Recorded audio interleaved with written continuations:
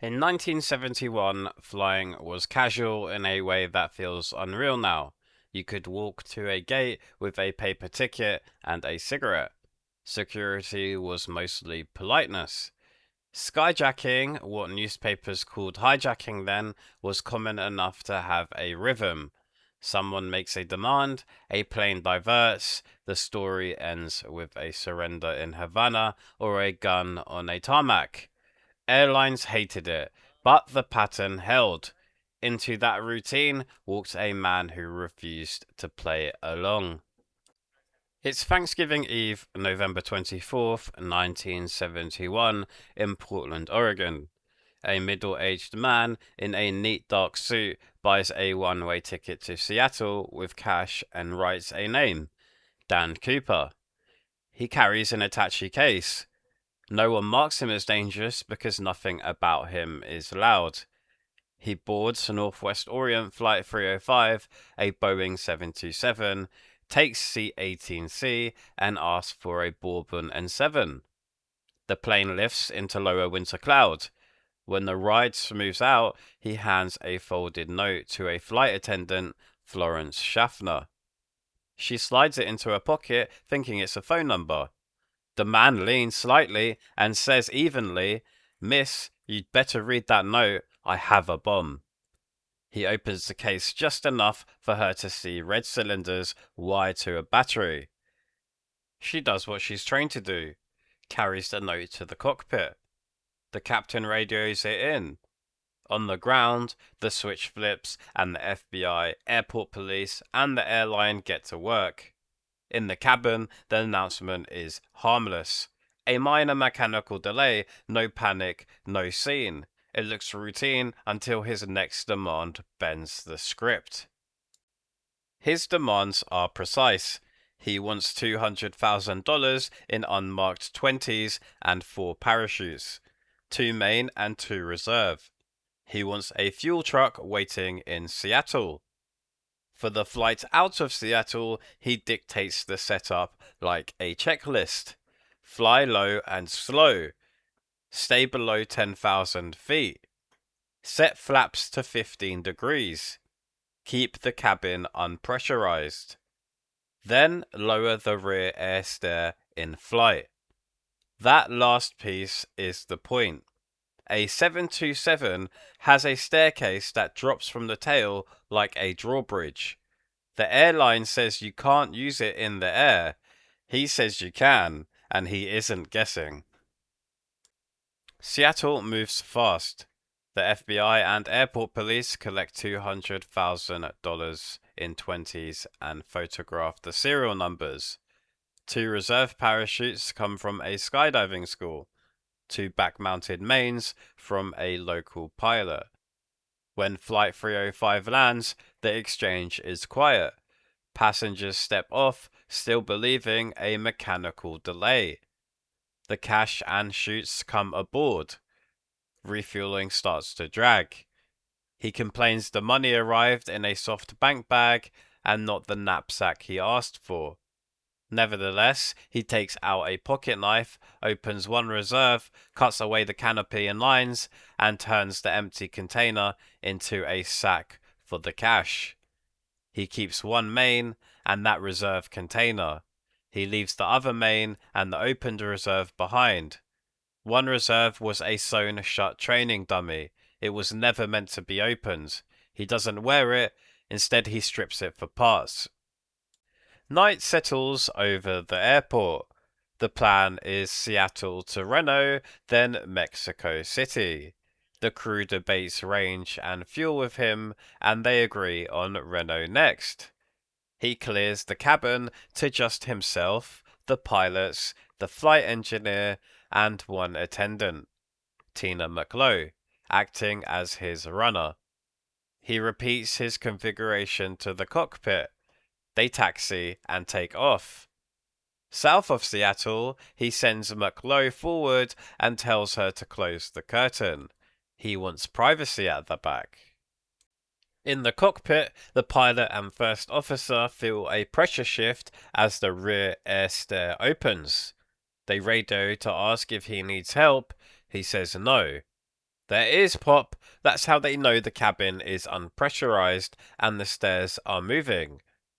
At 8:13 p.m., the tail kicks up as if weight just left it and they trim the nose down. No one sees him. Outside, it's moonless, rainy, and black. The 727 keeps flying and lands in Reno with the air stair still down and the man gone.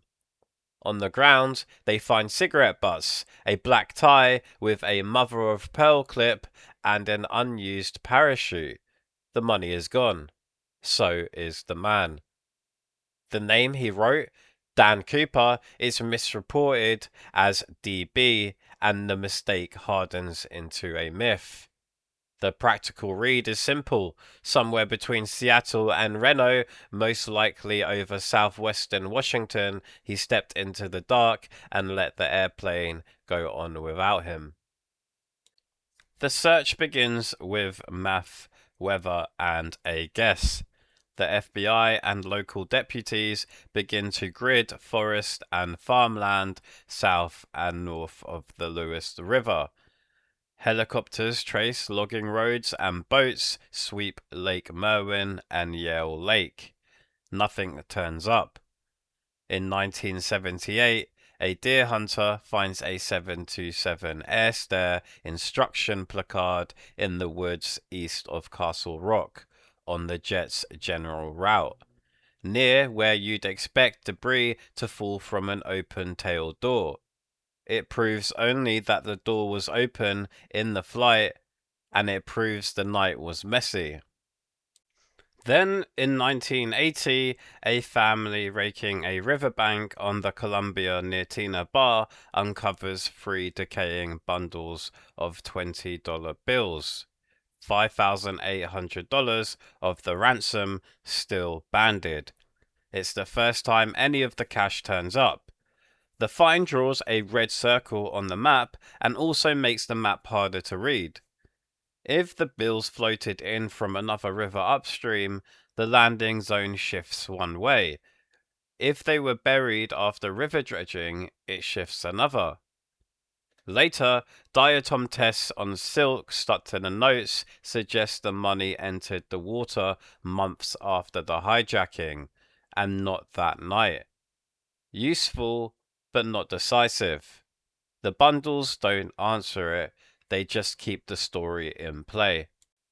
The case file is detailed and blurry at the same time. The ransom serial numbers have been public for decades, and not a single other bill has turned up in circulation. The tie left on his seat becomes its own clue. Lab tests find fibers, tiny shavings from aircraft metals such as titanium and stainless steel, and skin cells that are too degraded for a clean DNA profile. Investigators catalogue the parachutes and argue over them, including which model he used, which reserve was a dummy, and what that suggests about his experience. Even the airplane gets its own notes. Boeing tested the air stair in flight and logged how the jet reacts when weight leaves the tail. Those data match the crew's memory of the tail kicking up at 8:13 p.m. What keeps the search area fuzzy are variables like airspeed, winds aloft, and small course changes for weather. Those make the ground hard to pin down. So who was he? The file holds a lot of suspects. A few names still have loyal camps. Richard McCoy pulled a copycat hijack months later using a similar method and was caught. Most say he was not Cooper, only a student of the case. Others point to veterans with jump experience or to men with records and the right look. The FBI chased leads for decades and officially archived the case in 2016. What we still have is solid. We have the crew's description, we have the items left on board, we have the cash found in the Columbia River sand, but what we don't have matters just as much. No confirmed parachute or harness, no equipment recovered anywhere in the search area. And beyond the Tina bar bundles, no ransom bills have ever surfaced in circulation. The first theory says he died. He jumped at night in rain over rough country wearing a business suit, loafers, and a trench coat. He didn't bring a helmet. The 727 was flying low and slow, but the exit speed could still hurt you if you got it wrong. If he chose the wrong main parachute, an older emergency type with little steering, he had almost no control over where he drifted. If he came down into timber or rock, the canopy could have wrapped around him and hidden him. If he hit a November river in flood, the current could have taken him under. In that reading, the silence after the jump sounds like a life that ended that night. The second theory says he lived. The jump altitude was survivable. The equipment, though not ideal, was functional. He was calm, detail-minded, and knew enough about the 727's quirks to demand the one trick that made a mid-air exit possible. A smart, prepared person could hit clearings and secondary roads in that part of Washington, walk out, and disappear into a holiday weekend without anyone asking why they were wet and muddy. The fact that none of the money ever surfaced might argue for a man who hid or burned it, moved it abroad, or died later without anyone linking the bills to him. Or it might argue he cashed most of it and never returned. The river money could be a seeded misdirection or the relic of a pack that broke. There's a steadier middle ground under both theories. He wasn't an expert skydiver, and he wasn't a naive amateur. He was a prepared man who did enough homework to try a bold plan. His parachute choices point that way. He kept one good main. He cut up a reserve and turned it into a bag for the cash. He left the training reserve that was sewn shut, not because he outsmarted it, but because the harnesses on board made it impractical to use. Competent, not flashy. That's the feel of almost everything he did. People argue about Cooper as much for tone as for facts. Was he a folk anti-hero who embarrassed an airline without hurting anyone? Or a criminal who scared a crew with what looked like a bomb and forced them into a night they did not choose? Two things can be true. He was polite and frightening. He was courteous and intimidating. The crew who dealt with him carried that memory long after the headlines faded. This story lasts because the world changed around it. It was not just the jump. Within a year, airports brought in metal detectors and proper screening. The 727s were fitted with Cooper vanes, a simple device that stops the rear air stare from lowering in flight. The age of casual flying ended. The open door at the back of a jet became a locked system that needed permission to move. We keep telling the story because it sits on the hinge. One man, a staircase, and a holiday evening when planes still felt like buses with wings. Picture the last moments anyone saw him. A curtain in the cabin. A rush of cold air from the open tail. A careful man tying a bag with parachute line, giving it one last check so the money will not spill. The sound of the air stare in the slipstream. Then nothing. Outside is black, loud, and empty, and if you want to vanish into it, you take a step. If you enjoyed mysteries like this and this one pulled you in, please drop a like and subscribe. I would really appreciate it. And as always, thanks for watching. Take care.